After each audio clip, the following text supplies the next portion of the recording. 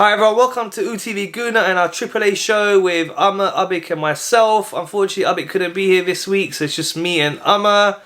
Yes bro, how are you? I'm good, man, I'm good. I hope everyone's keeping well. And look, I'm happy. We gave out everything, on Tuesday against Madrid, but we're just unfortunate not to get the result. Yeah, you played really well to come back. At one point you were winning the tie 3-0 up. I was surprised. Madrid seems to be a bit under pressure. They seem to not be able to have any answers to how you lot were playing. Yeah. But then that magic ball from Modric. What a ball. Yeah, it was a great finish. ball. Yeah, it was a great ball. But look, we dominated the game. We dominated the entire game. The 3 goals were deserved. I think we deserved to go through this tie. But it's unlucky that, we didn't... It was from the first leg. Losing the first leg 3-1 was the reason we lost this tie. Poor first leg. We tried to bring it back in the second leg. And then a bit of quality and a bit of luck by them. They did have luck as well with Benzema's header because Rudiger slipped. But fair play, they're in the semi-finals. But now it's twice. PSG they shouldn't have beaten, and now Real Madrid they shouldn't have beaten Chelsea. So twice they should have gone out, and now in the semi-final. So 2 bits of luck. I think, last 16 and quarterfinals they were quite lucky to go through. But I got to give them credit. They have that experience, and they've won it 13 times. So they exactly know what they're doing and how to win it. But... so sad. I was almost heartbroken on Wednesday morning. I thought, we gave everything in that game, but we just couldn't get it done.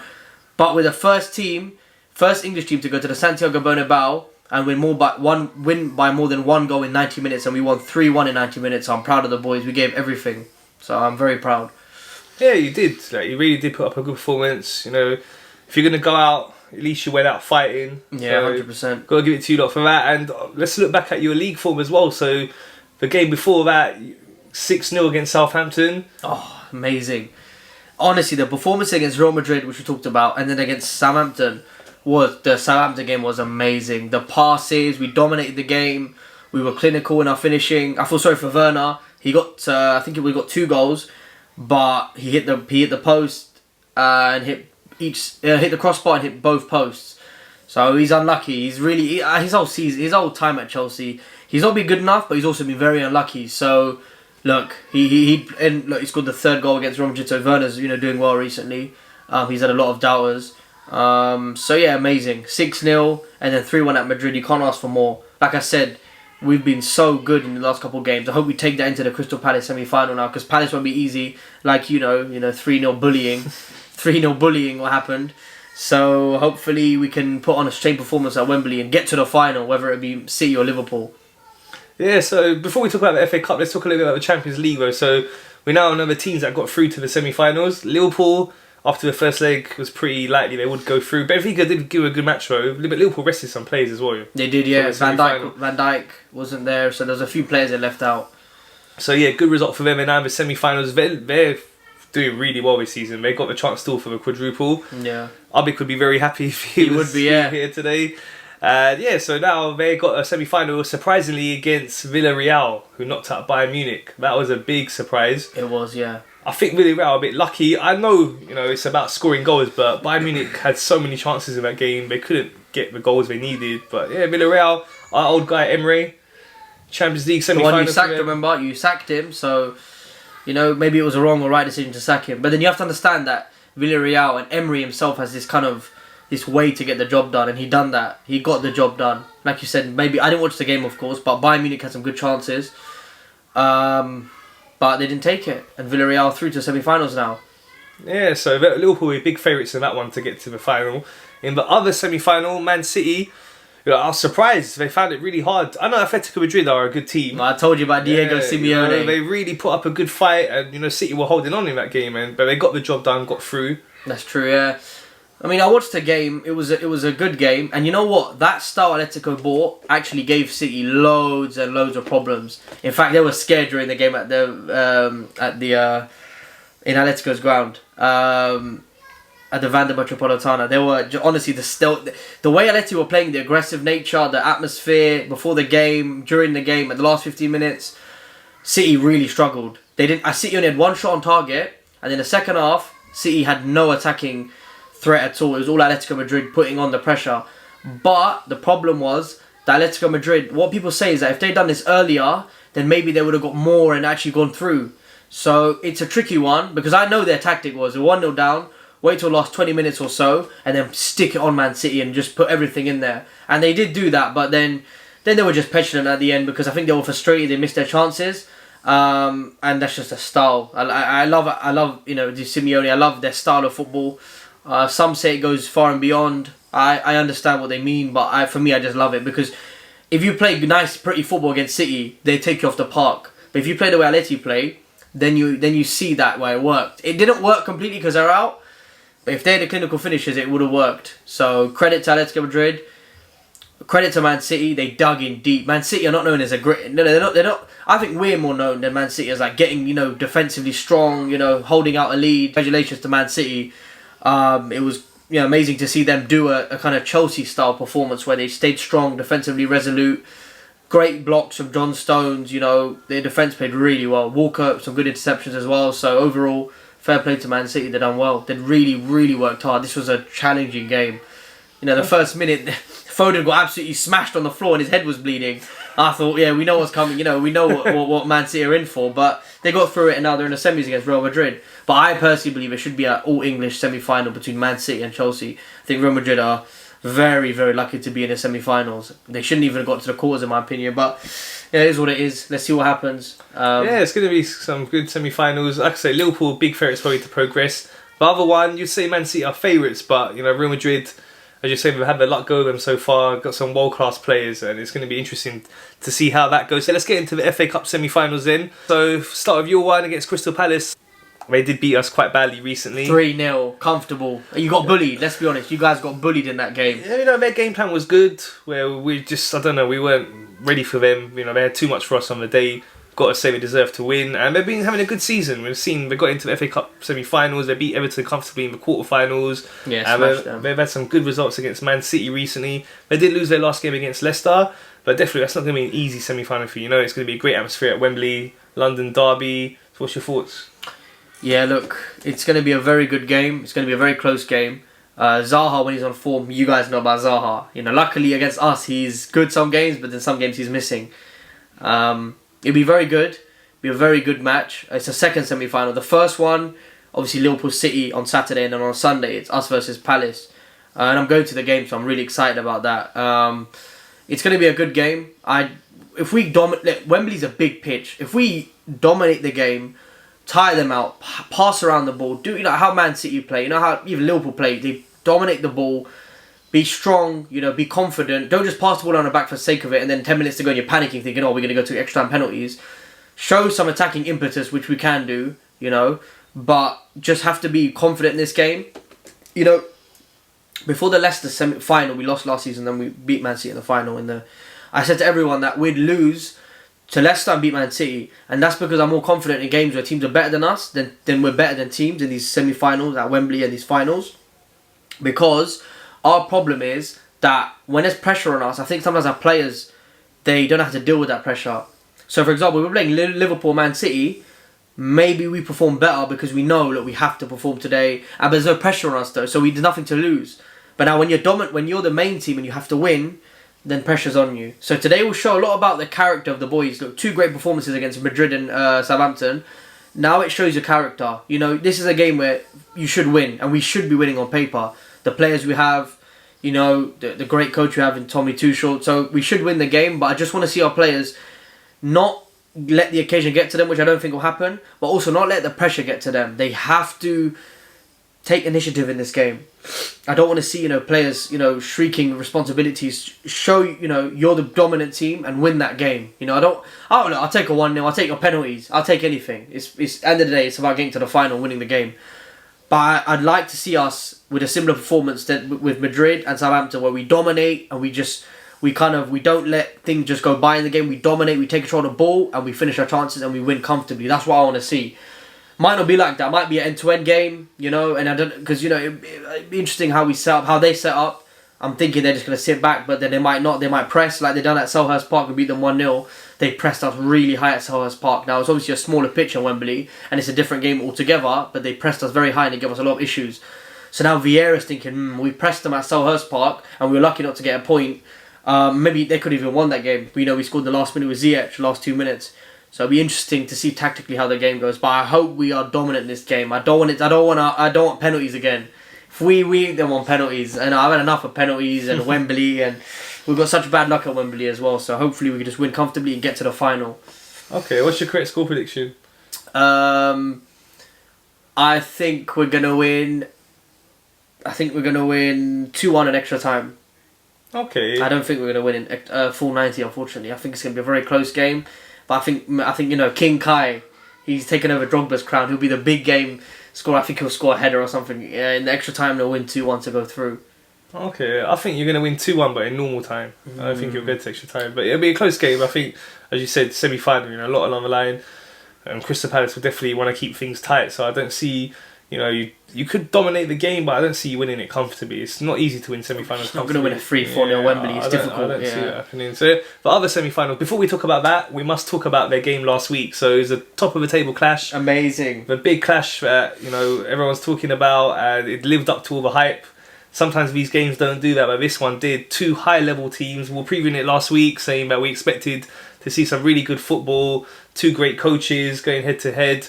Two of the best teams in Europe at the moment, as we're seeing they're both in the Champions League semi-finals as well. That's right. So yeah, what a game. What amazing. This is one of the games, this is one of the few games in my life that I get excited for as a neutral. I was genuinely, maybe in a week advance, I was so excited. I knew I'm going to watch a top-level clash. And when it came, it happened. They always talk about these big games and it ends 0-0 or it ends like a dead rubber 1-0. Maybe someone gets a lucky goal. Nothing like that. Both teams, are amazing. Defensively, midfield, attack, amazing. I mean, City haven't got a striker, but look at the goals they scored. Amazing goals. Just by the creativity of their fullbacks. I think City deserved to win the game. But then Liverpool showed a lot of resilience, which you need to do to win a league title. But amazing. I mean, look, look how much I'm smiling. As a neutral, you don't smile this much in a game where it's nothing to do with your team. But because they're so good, I just appreciate the high level both teams are at. I appreciate it. Probably don't like seeing it, but I rather take the positives out than appreciate how good they are. Hopefully Chelsea can get there in a year or two, but these guys are new levels I've never seen in my life. Me personally, from what I've seen in football, I've never seen levels like Man City and Liverpool. I wasn't around for the Arsenal, Man United days. I was too young then. The Chelsea Man United days, I was still fairly too young. But I've seen few big rivalries, but this is the most prominent one I've seen as an adult, and I thought, wow, this is amazing, this rivalry. It's a friendly rivalry, something new. No more, Pizzagate, Fabregas throwing a pizza, or, no more, no Mourinho, the Mourinho days. Yeah, Mourinho, yeah, winding up United fans, and, we love all of that. It's also kind of nice to see this rivalry. I mean, it's really like, I guess, maybe people like entertainment, they like, fighting, they like, arguments, touchline, squabbles or whatever, but it's nice to see after the game the respect these guys have, because they literally, that's how sports should be when you think about it, in essence, that you're both two good teams, you both go at it 100% 90 minutes, and after that, you go on next week for your other games. So that's what was amazing about seeing that. Amazing. Both teams were fantastic. I personally hope Man City win the league. Like I've said many times, as a Chelsea fan, we have a strong rivalry with Liverpool. I hope Man City win the title, but if Liverpool win it, I hold my hands up and say, yeah, they deserved it. Because whoever wins this deserves it. I think both teams deserve to win the league, but unfortunately you can't have two winners. So let's see who wins. May the best team win. Great game. Yeah. Man City started off like a house on fire. Liverpool, I think the first half, they really didn't know where they were. They must have thought they were in Mars or something. They didn't know where they were. Poor passes from, people like Van Dijk, who never has missed passes. And then Man City, they got the goal. But it was a good game, and then Liverpool came back. But then that's why Liverpool are near Man City, and they're just as good as Man City. They're resilient, and they can score the vital goals like they did. So Jota's goal was a fantastic take.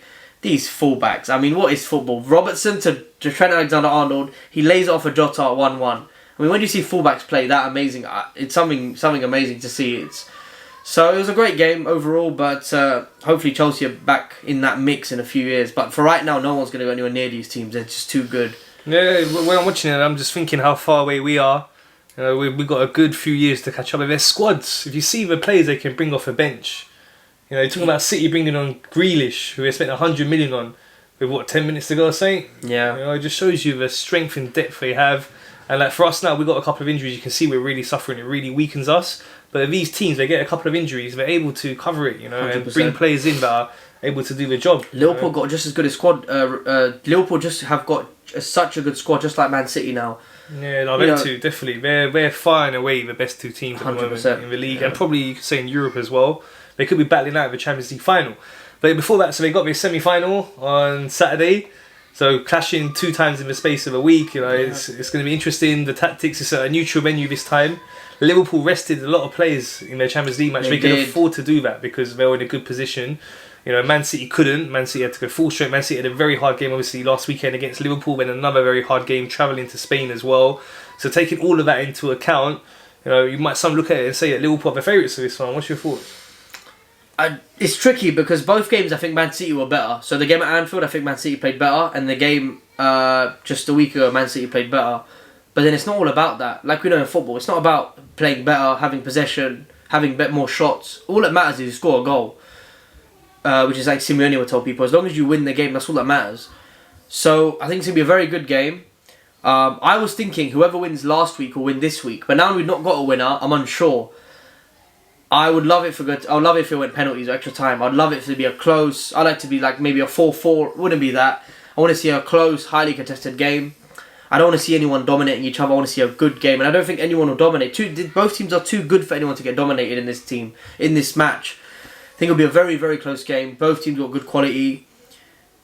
Man City are going to feel it a lot more. The Atleti game, like we said, Phil Foden got battered. De Bruyne came out injured. Walker got an injury, which wasn't a fault of any other player, but that was just, it was coming together. But after City got battered and bruised, I think Liverpool probably should win this game. In terms of Liverpool more comfortable, more calm, at home at Anfield. Remember, Man City had to travel to Madrid. So I think that plays in a factor. But then at Wembley, anything can happen. It's a big pitch. I'd say that big pitch does suit Man City a little bit more. They can play the ball around. But then also at the same time is the counter-attack Liverpool could bring. If Man City overcommit, which I don't think they will do. I think Pep knows to be very careful overcommitting. If they overcommit, Liverpool can get in behind very easily. And then balls from Trent and Robertson, you've got to be very careful. But I think it's going to be a very good game. I think because of what's happened, because they're so close, I think Liverpool might just nick it. Okay, correct score prediction? 1-1, Liverpool win on penalties. I think, it's going to be a tight game. I'm going to go with 2-2. I think, again, it's going to be one of them really close ones. Going to go right to the wire. On penalties, anyone can win. As we know, it's 50-50 on penalties. I'm going to go for a Man City win on penalties. Oh, let's see what happens. It'll be interesting. It's going to be interesting. Yeah, let's see. But you're not going to see a 3-0 win. You're not going to see that. No, both teams are too good for that. You won't see that. It's going to be close, a competitive match, and may the best team win again. That's right. Yeah, that's right. So okay, now it pains me to talk about this at the moment because we're going through a really hard time. But I've got to talk about not happening. Our boys right now really suffering. With the Chelsea fans, it's going to be worse. Like we were coming close to you at one point. We're talking about potentially getting third. Now we're down in fifth. I told you guys, stick to fourth. Don't think about third. Oh, we're going to come for Chelsea. That's the problem. Arsenal fans, you give them a hand, they take the arm. Can't be happy with just getting fourth. And now on top of that, you're going to bottle fourth. So I think Spurs might get it now, and it looks like Spurs might in that game, that crucial game at White Hart Lane at Tottenham Hotspur Stadium now. It's a very big game. You have a game in hand, don't you? And you're 3 points behind. Yeah, the game in hand's you guys. So that's not the easiest of a game in hand to have. But, we're still in our hands, though. Right, we've lost 2 games. We've dropped 6 points. It means we've got no leeway now. We can't... before we had this situation where we could afford to maybe to lose a game against one of our rivals like yourselves or Man United or Tottenham. But now we're in a situation where, we have to win our games. You do, yeah. Thing is, though, it's still a wild way to go. 7 games. We know Tottenham are very inconsistent as well. They've won a few games in a row now, but in general, very inconsistent team. We've seen them bottle it over many seasons. So, I think there's still that potential that they're going to drop quite a few points. And we're probably going to need them to because we've got such a hard run in. After we play Southampton, we got you guys away, Man United at home, West Ham away. Now look at United's form. You should be burying United. Yeah, we should beat Man United at home. But then you don't know that one. It's still a hard game, But it's not a game you can say that. Look, at the moment, for us, any game's a hard game. We've just lost against Brighton at home, right? And And they outplayed you, it seems like, as well. I didn't watch the game. It seems like they played good football. Yeah, they deserve to win. We were all over the place. Arteta, unfortunately, I know he's a young manager, but he made some wrong calls. You know, we had Tini out injured. We know he's out for the rest of the season, and Partey was out as well. So he then took Xhaka out of centre midfield and put him as left back. Yeah. Now, Xhaka's not a good left back, but the worst thing about that was then we've got completely a new central midfield, and then he changed the tactics as well. Before we were playing 2 CDMs, basically 2 holding midfielders. In the middle, he went with just one and put Lokongo all by himself in that difficult position to have to play. I mean, he's surrounded by all attacking players with Emma Smith-Rowe, Odegaard, Martinelli, Saka and Lacazette. So it was very hard for Lokongo. You can't blame him. What he done is he played the one midfielder. He thought he had Kante there or something. Even Kante can't do that. To play a CDM, then play 2 Odegaard and Smith-Rowe that just go forward, you're asking one man to defend on his own, basically. And he's barely played the game. But why didn't you tell Smith-Rowe, Odegaard, you have to sit with him? You have to only go in spurts. But it's not really in their game, you know. So we were really open. Adapt, though, I think. More work needs to be done on the training ground. But he could have worked around that with the players we have and said, you know what, I'll put Lokongo next to Xhaka, right? So then we've still got the 2 central midfield players there. And we know Xhaka, he's the second best midfielder we have for that position. He wants to start both the midfielders. He wants to start Smith-Rowe and Odegaard. He can only start one in that cam position. Yeah, but this is the thing though. In that game there, we were better off trying to keep solid after just losing 3-0 against Palace. You know that our confidence is going to be a little bit low. You know, be a bit more solid. We haven't got Tini at left back as well. Yeah. So, you know, just my thinking was maybe go 3 at the back. You know, so short it up so then you can play Saka at left wing back, or even Travis, give him another chance at left wing back. There's not so much pressure on him to defend as a left wing back. I thought he'd be a good player, but you know, in this pre-season, I know pre-season is something different, but he looked like quick. He looked like good with both feet, good at shooting. He's good going forwards, but defensively, he's not good with his position. He's nowhere near good enough. Arteta took him off after half an hour, was it, against Nottingham Forest or something? Yeah, they took him over half time. I mean, yeah, his confidence his confidence is shot. So going forward now, we've got to address that situation against Southampton. But it just wasn't good enough. Another one that I just don't understand. I'm sure many of Arsenal fans will be feeling the same way. Lacazette. I don't know why Arteta keeps sticking with him. If I tell you this stat, right, he scored 1 goal in the last 17 games. Is that from open play? Yeah. Wow. Right. Yeah, the penalty aside. Yeah. So if you add that, it's 2 goals. But 2 goals in 17 matches for the main striker of a team. Well, you know your fans. He's the new Bobby Firmino, the French Bobby Firmino. I mean, come on. I mean, he does do. The problem with football now is we have to understand. Someone could have, like I've said in many videos before, someone can have a decent game, a bad game, or a very good game. The problem now is you have a good game or a really bad game. In between, you can have games. Yeah, but as a striker, just listen to this stat again. Yeah? 2 goals in 17 games. Okay, but the problem is, it's around him is not good enough. So if Lacazette played in Liverpool's team now, he could work with Mane Salah. But he plays in a team where you got Smith-Rowe, you got Martinelli, and who's on the right hand side? Saka. So now they're not at the level that you need them to be. And are you feeling alright? We're into our high level players, yeah? But they're not Mane Salah. They're not going to score 20 goals. They're not yet like Mane Salah. So when your fans come out and say Bobby, then your French Bobby Firmino, it doesn't do any justice to Bobby Firmino, and I've not heard any of our fans say that. The ones that have been saying that, I don't know. No, I don't think maybe they've said it like that, but they're saying in that mould of a false 9, and unfortunately, even though I do think he's good at holding the ball up, laying players off, he's not great at it. He's not world class at it. In the last 2 games, he's not even been doing that. That was the argument before that, he's still getting some assists. How do you play? But play Pepe. Play Martinelli up front. This is the thing. Play Pepe. Yeah. We have other options, but it's like Arteta's just being stubborn, and I don't see what he's thinking. It's not working. It's clearly not working with Lacazette, right? And even if you look at the game against Brighton, after 62 minutes, he takes off Emil Smith-Rowe and brings on Nketiah. Why is he not taking off Lacazette and bringing on Nketiah? I don't know what it is with him and wanting to persist with Lacazette. I will be shocked if he starts him against Southampton. Surely he's looking at it now and saying, it's not working, we've got other options, we can give Martinelli a chance up there. He's got a lot of pace, he can finish. Pepe's another option as well, he can finish. Lacazette's not even shooting enough. I think Lacazette's confidence is gone. Yeah. I saw other stats saying that he's had very few shots, let alone shots on target, just not shooting enough in general. So you're not going to score if your confidence is that low. We've got to look at other options, and you can bring Lacazette off a bench. So, yeah, we've really got this pressure now that obviously top 4. Some would say it's looking very unlikely. I don't think it's done. It's not done. It's not done. With the running we've got compared to Tottenham, it does look harder, and you would say they are the favourites for it now. But we've still got the chance. We're still in a good position because if we win against you guys, we'll go level on points with them, and not just that, we got the chance to play them directly, so that's a 6-pointer there. So even if we get to that game, it's third last game of the season, and we're only like 1 point behind them, or even 2 points behind them. We beat them there, we go ahead of them. So there's a long way to go. That game's going to be amazing, though. If you're level on points. I'm hoping that we can pick ourselves up. So now the most important thing is beat Southampton, get our confidence back. Southampton just lost to you guys 6-0. So there's two ways of looking at it. They might be low on confidence, but the other thing is it might be like, that's embarrassing. We lost 6-0 at home in front of our fans, and they will put a really big effort in against us. Not in our luck, they're going to put a really big effort in and play really well. So we're going to have to be really on top of our game. We're lacking confidence ourselves, having lost to Brighton at home. It's unacceptable losing to Brighton at home like that. Brighton haven't got much to play for now. They're not in a relegation battle.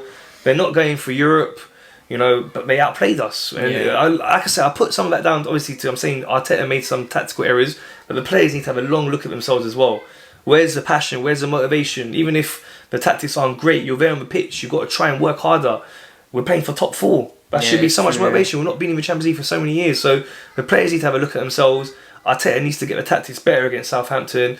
And if we can get that win there, then that gives us some confidence. With 3 games, like I say, these guys away, Man United at home, West Ham away, and maybe get 7 out of them 3 games, we'll still be in an alright position. Like, kind of that situation you're going to be after the FA Cup match. Don't know what's going to happen with that, but you kind of wrapped up top 4 now.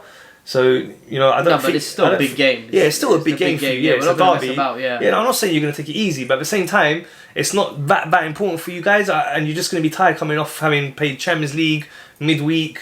Then you played weekend against Palace, and then you got us guys next Wednesday. We've not played this week. We had a whole week off. We've got this game on the weekend. That's the thing. If you guys are playing on Sunday, we're playing on Saturday. This is the problem Arteta has now. This is why people are really questioning him. Is you had no Europe, so now you had no excuses. I'm tired from Thursday or Wednesday. But this is the thing. Looking at a performance against Brighton, we look tired for some reason. Lethargic, lackluster. I don't know. There's so many words. Tierney's gone and Partey was injured, wasn't he? Yeah, but that's not an excuse. You can't have 2 injuries, as we're talking about City and Liverpool, their squads. But you have no squad depth, Arsenal, that's the problem. And that's why, January's costing like a lot of Arsenal fans have said, in January you needed a centre midfielder and a striker. Why didn't you get them? You should have gotten them. I've been talking about that all week, and we just it's a difficult one in terms of who to blame. I can't think it's Arteta's fault. I don't think him as a manager would say, "No, I'm okay with this. Don't buy anyone." Do you think it's down to the board? Do you think that was real? Do you think that was just a media? Do you think that was real? We actually don't know, because maybe we're just doing it to try and show that we're trying to do something. But when it came down to it, we knew we're not going to get that deal, and he was very likely to go Juventus. I don't know. Who do we blame? Is it the board? Is it Edu? Is it what's he doing? Is it the owners? They're not releasing the money. Some say is it Arteta let Aubameyang go. He sanctioned that. For me, it's one of the worst decisions I've seen.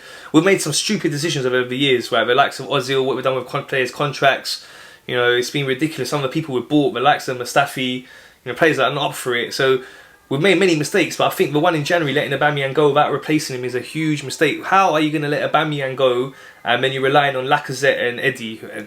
It's not good enough. Yeah, so talking about Aubameyang, it's a difficult one. Because I always thought maybe that he's a toxic player, because he was toxic. Remember at Dortmund when he wanted to leave, then he went to Arsenal. Now he was toxic at Arsenal, then left to Barcelona. It's a pattern that keeps occurring. But then I'm starting to think about it now, listening to different Arsenal fans' views. Is Arteta not able to deal with big characters in his changing room? Because you think about it, anyone that's got a character at Arsenal, you're off the door, mate. Honestly, you think about it, anyone that's got a big character about them, Guendouzi, Guendouzi plays for the French national team. He should be back at Arsenal. And for you to let him go I think it's a very poor decision. Saliba, being with Guendouzi at Marseille is going to think, let me leave Arsenal as well. But Aubameyang is a big personality. Now, granted, you can't be a captain of a club and go to North London Derby late. That's unacceptable. That's unprofessional and it's unacceptable. I think it's a tricky one, but I'm starting to question now: is Arteta able to handle big personalities in his changing room? It's still early days for him as a manager. We're going to see what happens, rest of his season going forwards. But for me, in a situation like that, you always put the club first. So if you haven't got a replacement lined up for Aubameyang, you say, look, you're not going now. Whatever it is, we're going to resolve it. You play to the end of the season, then we review things then.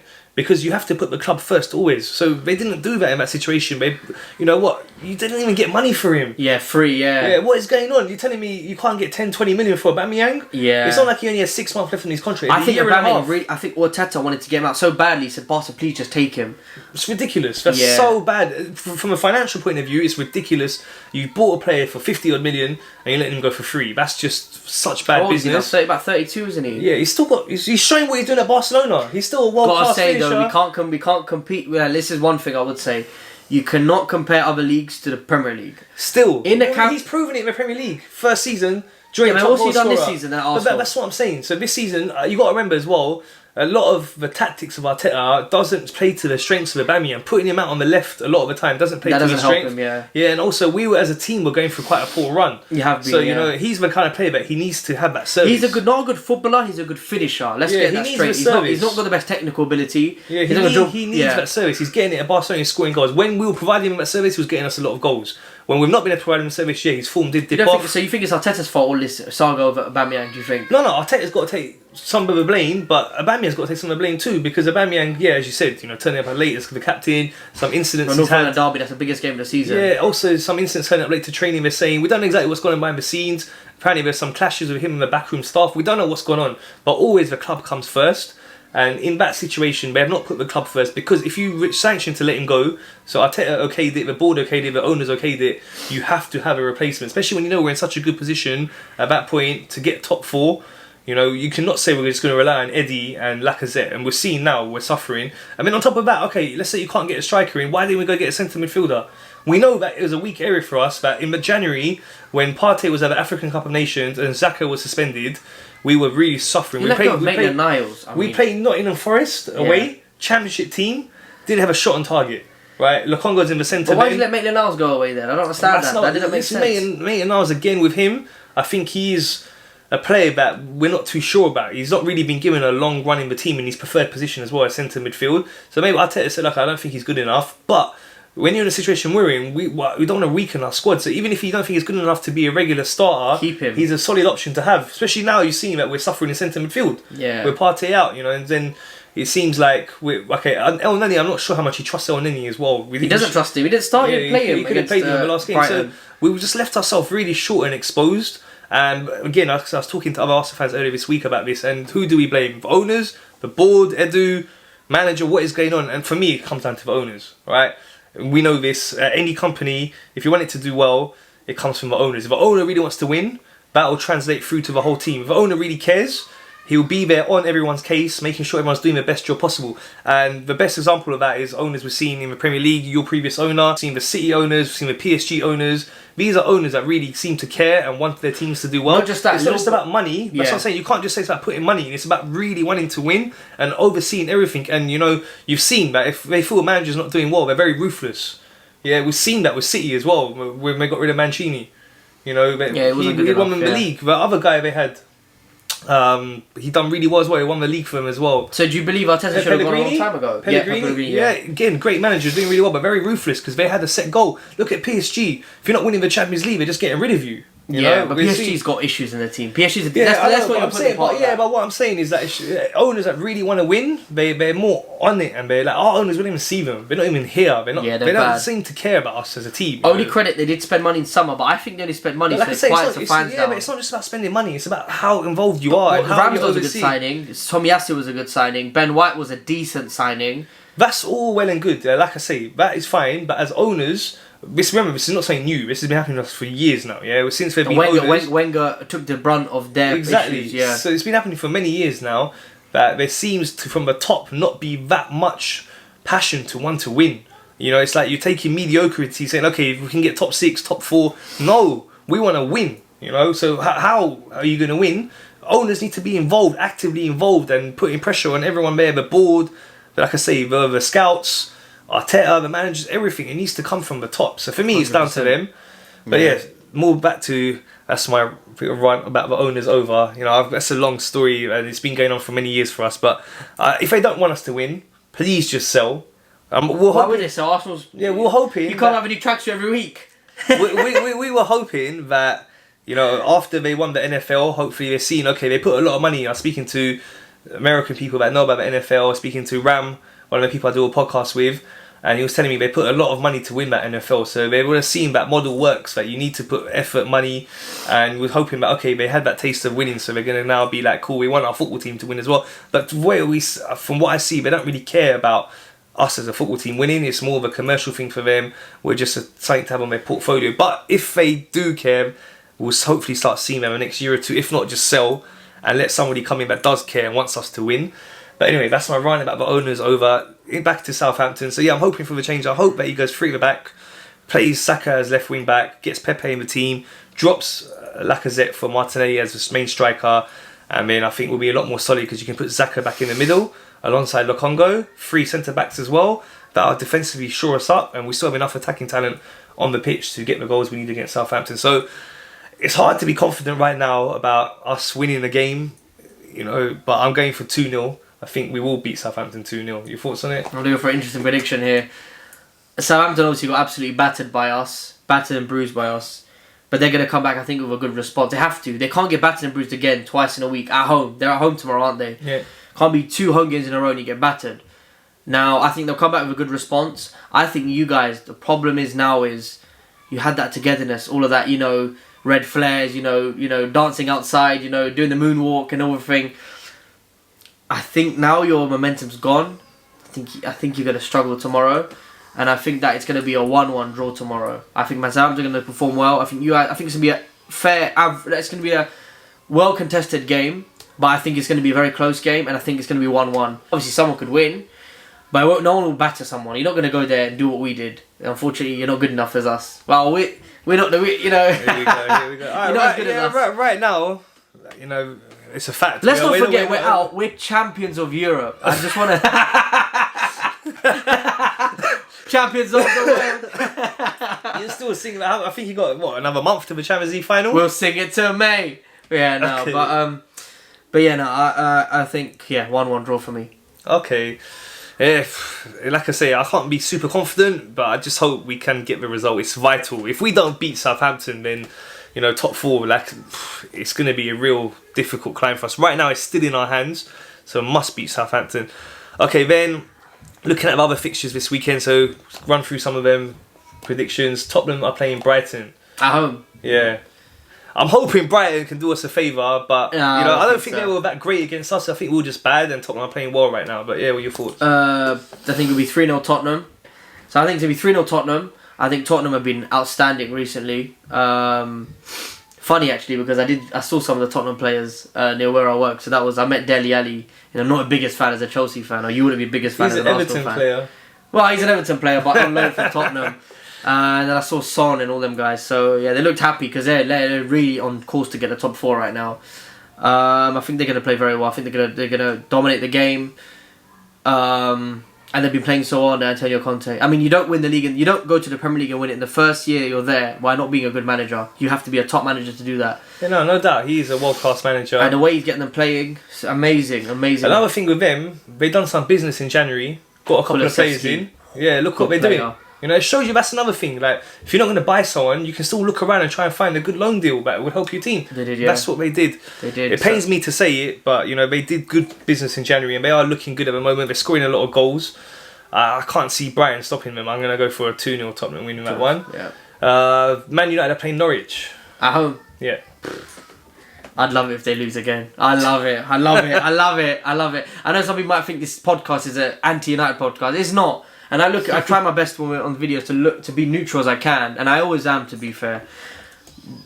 I hope Norwich win again, but I think neutral. Yeah, he's always going on about Chelsea winning. I think it will be a good. I think Norwich are poor. I mean, they did beat Burnley, but that was a very close game, and Burnley had some very good chances. I remember watching a bit of that game.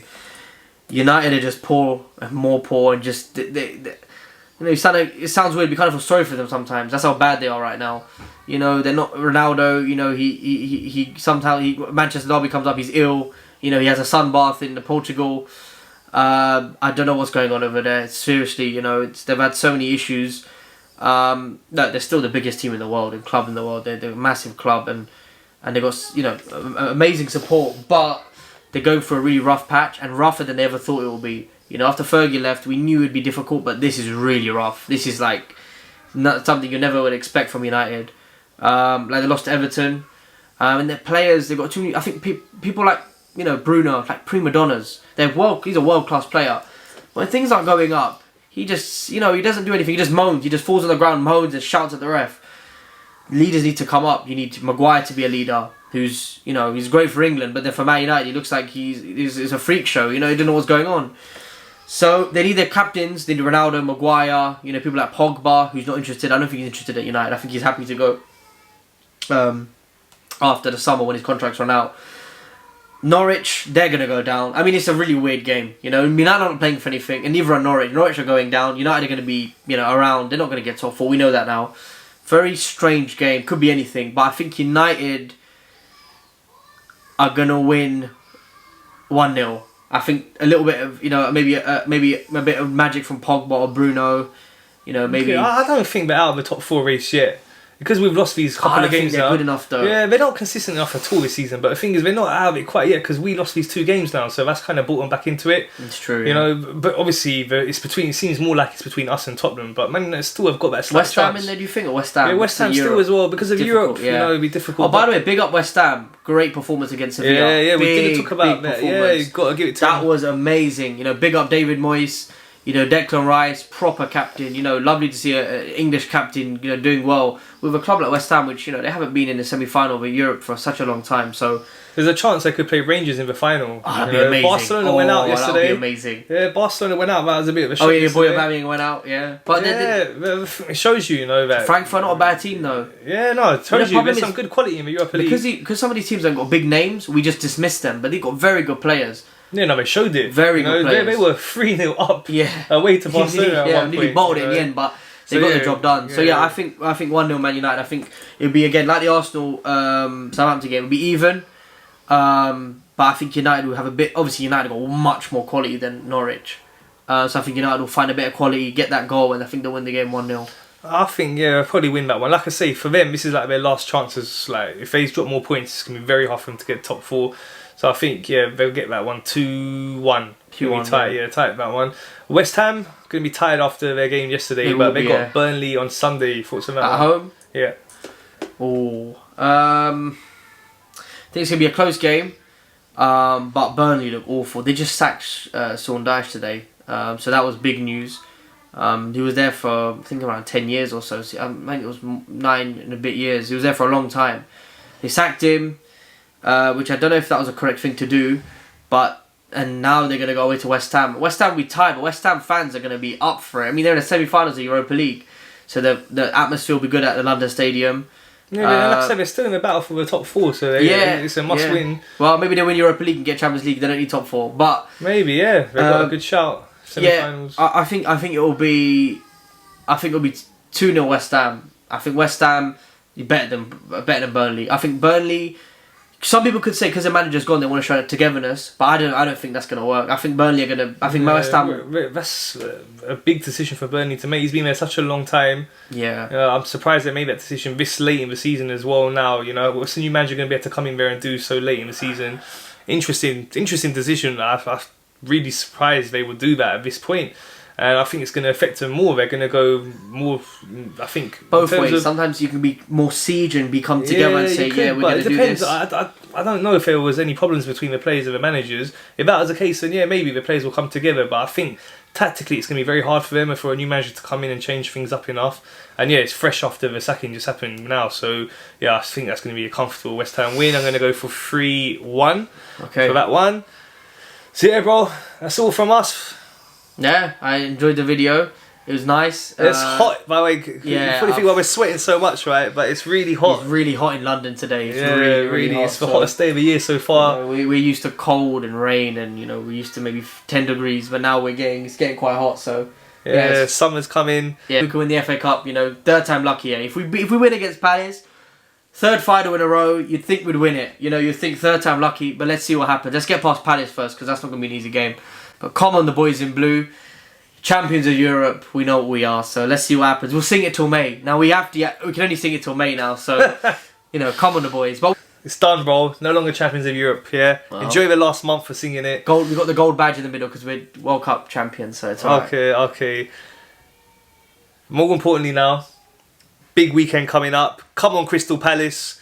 Deal with these lot. And come on, Arsenal. We got to deal with Southampton. Must win. Got to bounce back. Hopefully, I'll be talking about us winning next week. And yeah, big week, as we say, playing these guys next week. Looking forward to next week's show. Thanks for watching, everyone. Please remember to subscribe, like, and share.